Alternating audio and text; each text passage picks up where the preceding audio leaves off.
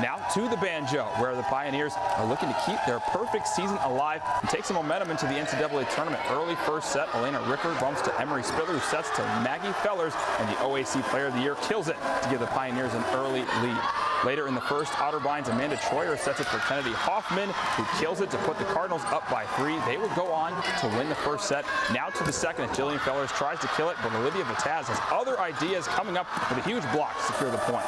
Match point in the second, Vitaz comes up big again with an ace to give the Cardinals set 2 and a surprising 2-0 lead. Marietta will respond, though, as they take the third set in convincing fashion, 25-11, and they look to flip the momentum. However, their comeback attempt would fall short, as Spittler's dig attempt can't quite clear the net, and that gives Otterbein its first ever OAC championship. This was a huge win for the Cardinals, as they now have an automatic bid to the NCAA tournament.